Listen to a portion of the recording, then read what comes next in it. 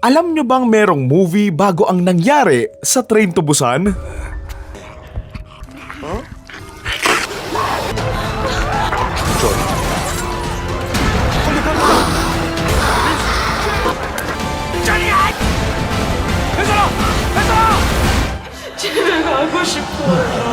Mangyayari itong lahat sa South Korea nang may isang matandang lalaking natagpo ang sugatan malapit sa Seoul Station. Subukan siyang tulungan ng kaibigan niya pero dito na nga magsisimula ang maraming gulo nang bigla itong mangain at mangagat ng maraming tao.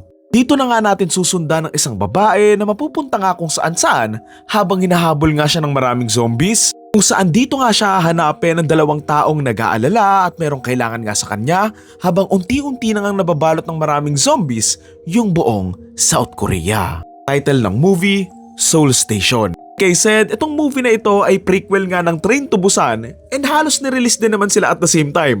Release sila on the same year pero itong Train to Busan nirelease siya around July and yung Seoul Station naman ay around August. So basically, like I said, prequel nga itong movie na ito so ito nga yung nangyari a day before nangyari nga yung mga nangyari sa movie na Train to Busan. Pinakita dito kung paano nagsimula and kung paano nga unti-unting kumalat yung virus and yung mga zombies nga sa napakaraming tao sa isang buong gabi lang. Yun yung nakakatakot na pinakita dito kasi sobrang bilis ngang kumalat ng virus and since sobrang bilis nga din nilang gumalaw, halos imposible ka din talaga makaligtas doon sa mga zombies Well, technically din pala, nag-start itong Seoul Station na may kagat na nga yung matandang pulubi So alam mo yon, kahit siya yung unang naging zombie, who knows pa rin kung sino and saan nga siya nakagat.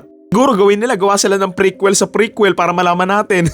At least dito na-explain and ipakita naman nila kung ano nga yung nangyayari sa labas habang nagkakagulo nga doon sa Train to Busan. Like if nakakatakot and sobrang chaotic nga doon sa loob ng tren, how much more sa isang buong city na unti-unti na nga nalalamon ng napakaraming mga zombies. What I love pa pala from this film, may depth and magandang message nga rin yung kwento na hindi lang siya basta-bastang pangdagdag lang sa Train to Busan universe Kasi dito sa Seoul Station, pinakita nga nila kung paano nga inaapi at pinawalang hiya nga yung mga taong nasa laylayan na nga. To the point na pwede pa sanang maiwasan yung lahat ng to if naging mabuting tao lang sila and tinulungan nila agad yung matandang kinagat Kita nga dito yung kawalan ng puso and pakinga ng mga otoridad or yung mga taong pwedeng makatulong sana even before yung zombie apocalypse na itong matandang kinagat dahil nga pulubi siya, walang tumutulong sa kanya hanggang ayon, mabawian na nga siya ng buhay.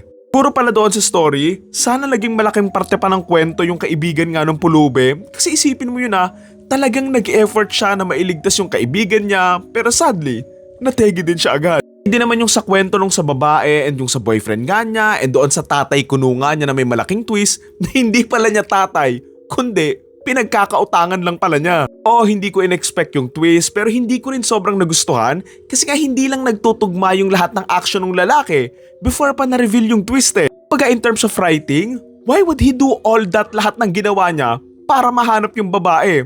Tapos, ayun lang pala yung reasoning niya.